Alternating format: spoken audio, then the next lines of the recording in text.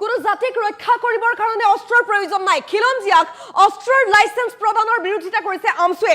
মুছলমান ৰাইজৰ মাজত আমছুৱে জাগৰণ কৰিব শিক্ষা কৈছে যে অস্ত্ৰৰ সলনি কলম তুলি দিয়ক।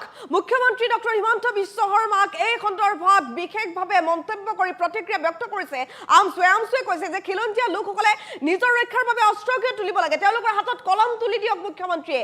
এই কথা কৈছে আমছুৱে। সমান্তৰালকৈ ক'লে যে এটা জাতিক ৰক্ষাৰ বাবে অস্ত্ৰৰ প্ৰয়োজন নাই, কলমৰ শক্তিহে আটাইতকৈ বেছি। অস্ত্ৰতকৈ কলমৰ শক্তি আছে আৰু কলমৰ শক্তিৰ কথা আমি কম, আমি জাগৰণ দেখুৱাম, এনেধৰণে মন্তব্য কৰিছে আমছুৱে। লৈ আহিছো সবিস্তাৰ এই মুহূৰ্তৰ এটা বিগ ব্ৰেকিং নিউজ। অস্ত্ৰৰ লাইসেন্সক লৈ প্ৰতিক্ৰিয়া ব্যক্ত কৰিছে আমছুৱে। খিলঞ্জীয়াক অস্ত্ৰৰ লাইসেন্স প্ৰদানৰ বিৰোধিতা কৰিছে আমছুৱে। আমছুৱে বৃহৎ প্ৰতিক্ৰিয়া ব্যক্ত কৰিছে অস্ত্ৰৰ লাইসেন্সক লৈ। অস্ত্ৰতকৈ শক্তিশালী কলমহে, কলমৰ শক্তি দেখুৱাব লাগে, কলম তুলি দিব লাগে। মুখ্যমন্ত্ৰীয়ে খিলঞ্জীয়াক লাইসেন্সৰ সলনি হাতত কলম তুলি দিয়ক, এই মন্তব্য কৰিছে আমছুৱে। প্ৰতিক্ৰিয়া ব্যক্ত কৰিছে অস্ত্ৰৰ লাইসেন্সক লৈ হাতত অস্ত্ৰ তুলি দি মুখ্যমন্ত্ৰীয়ে উচতনি দিয়াৰ অভিযোগ উত্থাপন কৰিছে আমছুৱে। ই অসমৰ কাৰণে বিপদজনক। যেনেধৰণে এতিয়া খিলঞ্জীয়াক অস্ত্ৰ দিম বুলি ভাবিছে, এয়া বিপদজনক হ'ব। মুছলমান সমাজ অস্ত্ৰত বিশ্বাসী নহয়, মুছলমান সমাজ কলমত বিশ্বাসী, মন্তব্য কৰিছে আমছুৱে।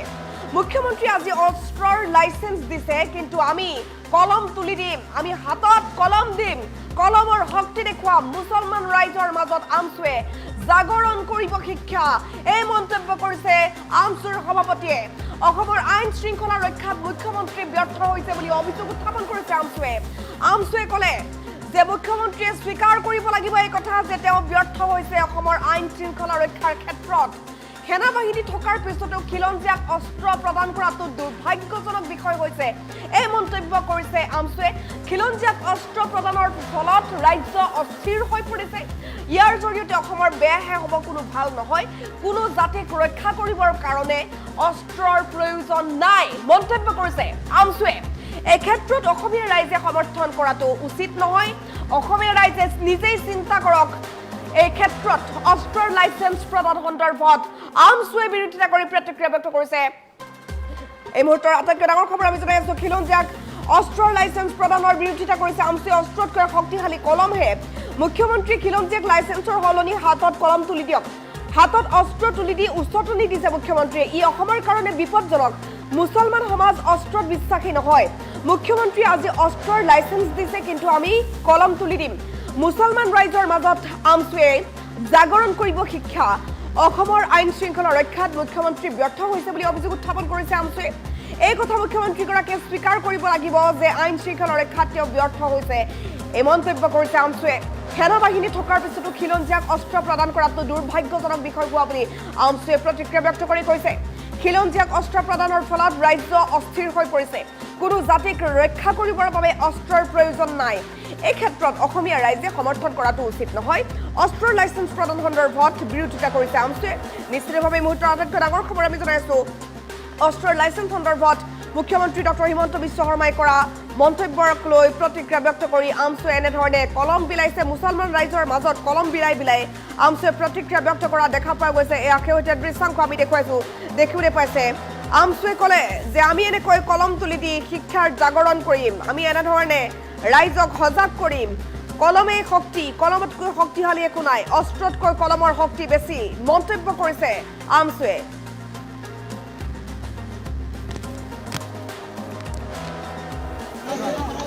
মুখ্যমন্ত্ৰী ডাঙৰীয়া আজি পৰ্টেল মুকলি কৰিছে আৰু আজিৰ দিনটোতে আমি এটা কাম আৰম্ভ কৰিছো যে আমি ৰাইজৰ হাতত এতিয়া কলম তুলি দিছো। কাৰণ অস্ত্ৰতকৈ কলম আটাইতকৈ শক্তিশালী। গতিকে পৃথিৱীত এনেকুৱা কোনো অস্ত্ৰ নাই যিয়ে কলমক ভেদ কৰি যাব পাৰিছে। গতিকে অসমখনৰ কাৰণে, মানুহখিনিৰ উন্নয়নৰ কাৰণে, অৰ্থনৈতিক, সামাজিক, শৈক্ষিক ভাতৃত্ববোধ গঢ়ি তোলাৰ কাৰণে কলমেই যথেষ্ট। ইয়াত অস্ত্ৰৰ প্ৰয়োজন নাই। যাৰ কাৰণে আজি আমি এই অঞ্চলত আমাৰ মাদ্ৰাছাৰ ছাত্ৰ, স্থানীয় ৰাইজ, স্কুলৰ ছাত্ৰ ছাত্ৰীসকলৰ মাজত আমি কলম বিতৰণ কৰিছোঁ। আৰু এই কাৰ্য আমি আগষ্ট মাহলৈকে গোটেই অসমতে চলিব। অসমখনৰ আইন শৃংখলা ৰক্ষা কৰাত আচলতে মুখ্যমন্ত্ৰী ব্যৰ্থ হৈছে নেকি, এই কথাটো মুখ্যমন্ত্ৰী ডাঙৰীয়া আগতে প্ৰথমতে স্বীকাৰ কৰিব লাগে।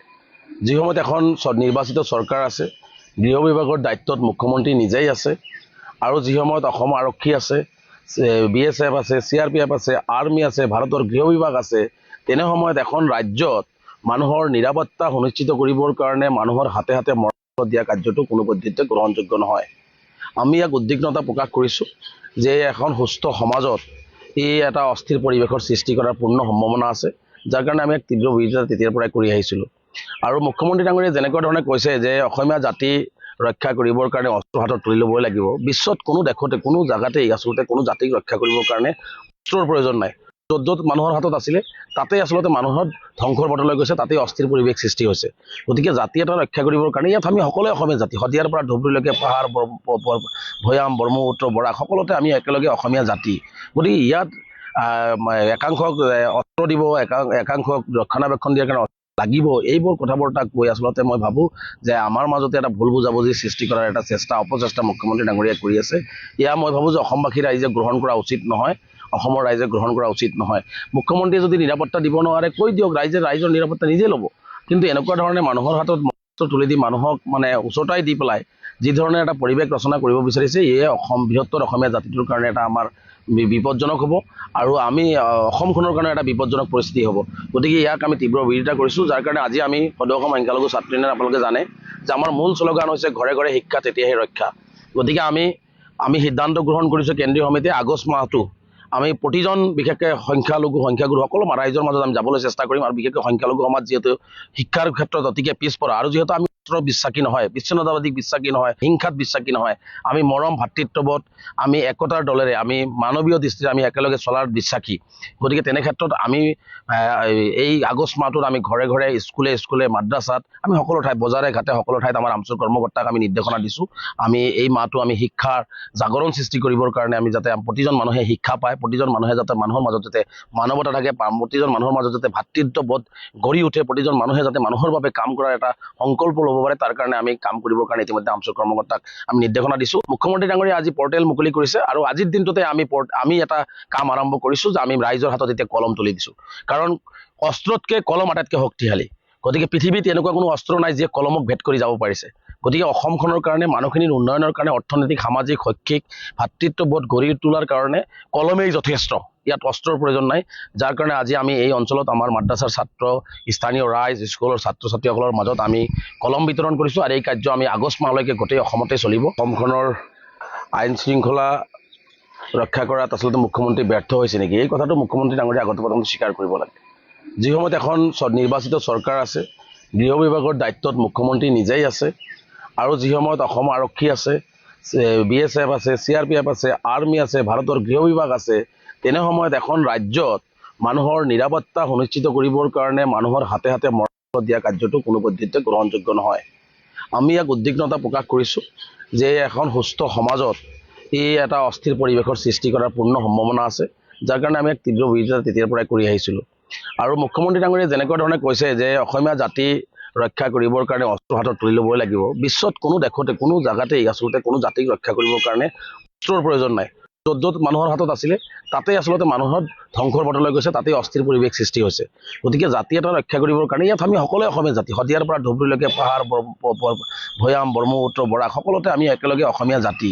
গতিকে ইয়াত একাংশক অস্ত্ৰ দিব, একাংশক ৰক্ষণাবেক্ষণ দিয়াৰ কাৰণে লাগিব, এইবোৰ কথা বতৰা কৈ আচলতে মই ভাবোঁ যে আমাৰ মাজতে এটা ভুল বুজাবুজি সৃষ্টি কৰাৰ এটা অপচেষ্টা মুখ্যমন্ত্ৰী ডাঙৰীয়াই কৰি আছে। এয়া মই ভাবোঁ যে অসমবাসী ৰাইজে গ্ৰহণ কৰা উচিত নহয়, অসমৰ ৰাইজে গ্ৰহণ কৰা উচিত নহয়। মুখ্যমন্ত্ৰীয়ে যদি নিৰাপত্তা দিব নোৱাৰে কৈ দিয়ক, ৰাইজৰ নিৰাপত্তা নিজে ল'ব।